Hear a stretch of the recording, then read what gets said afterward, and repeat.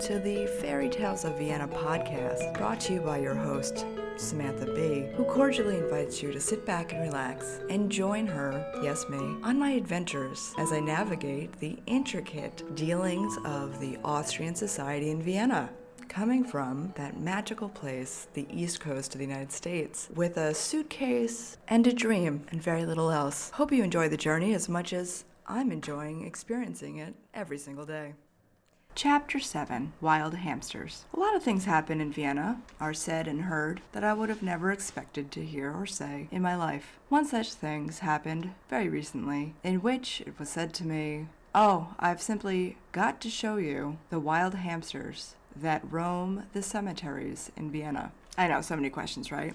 For instance, wild hamsters. Coming from a land in which hamsters are domesticated and never wild, that alone was intriguing. But the fact that they thrive in cemeteries made it nearly impossible to sleep until I was brought to such a cemetery. Behold, I was not disappointed, for my guide is a hamster whisperer, and he knew exactly what time to go to a specific cemetery to behold the wonder of the wild hamsters. Now, I'm not saying we saw one or two, but dozens of Jim Henson-esque adorable hamsters, bigger than the ones that we're used to back home, smaller than a guinea pig, but the colors of a guinea pig, in which they're like a red, brown, white, black situation. They kind of look like they're wearing little black vests. Adorable. They scurry about the cemetery, looking for food, preparing for winter.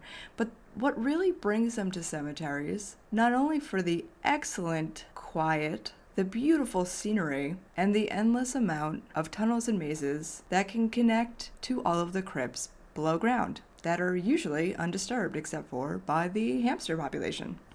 Hamsters love cemeteries because people continue to bring beautiful tributes to their lost loved ones or famous dead people that they feel like a kindred spirit to, or what have you. And so they bring fresh offerings of flowers, of plants, and most importantly, candles. Hamsters apparently survive off of eating the delicious, fatty, oily goodness of candle wax. And I'm not making this up. In fact, you could Google it and go to the BBC story about it and be blown away.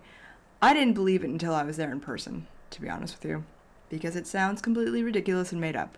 But what I have found, discovering the amazing lands in and around Vienna, anything is possible. And in this fairyland, their cemeteries are run amok by adorable hamsters. But let's not get too comfortable. Something very strange happened upon my first visit to one such cemetery with the thriving hamster population. Walking around with my guide, a British gentleman, I was shocked to see the unfortunate demise of a hamster, rigor mortis having set in so its paws were up in the air. I nearly fell over and got sick. Averting my eyes, I moved away. I was brought back by noticing my guide had frozen and was recording something. Braving a peek back at the sad, dead hamster, there was another hamster, and this hamster was hungry. Not for candle wax, not for fresh flowers or seeds, but for other hamster.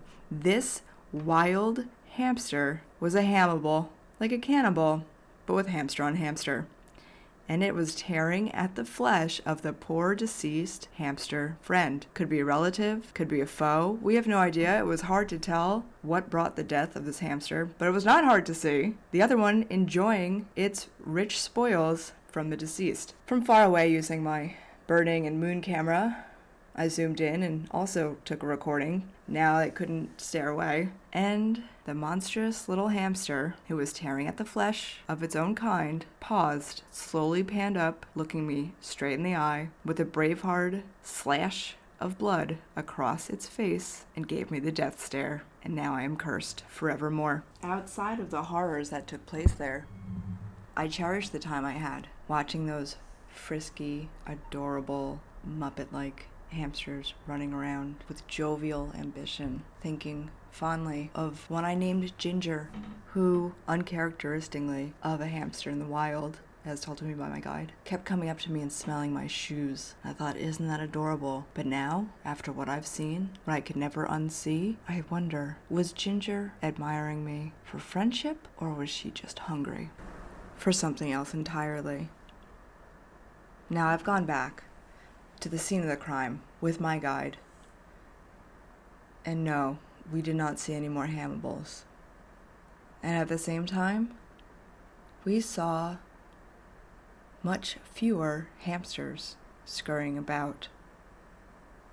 And is this just one of many Halloween tales of horror? Is there a plague of zombie hamsters eating its own population? Hamables taking over? Or was it that the second time we went, it was colder, windier, and filled with way more people who apparently use this green space as a park situation, bringing their children in strollers, on little bikes, talking with loved ones, sitting on benches, enjoying the views. Is that what kept away our hamster friends? Or was it the monster that has eaten all the rest? You be the judge. As with any fairy tale, there lies the truth in its dark ancestry. For if you are a fan of any of the original grim tales collected through the villages of this region, you'll know that every happily ever after truly began with a horrific backstory. This tale is not yet Disneyfied, but could be for the low price of have your people call my people. And next time you consider getting a domesticated pet, think of these stories and remember what they're like in the wild, and are they ever truly domesticated? Thank you so much for listening to this episode of Fairy Tales of Vienna by your ghoulish host, Samantha B. Until next time, my friends, stay safe out there, and don't forget to continue to use the incredible products of that dashing Prince Charming.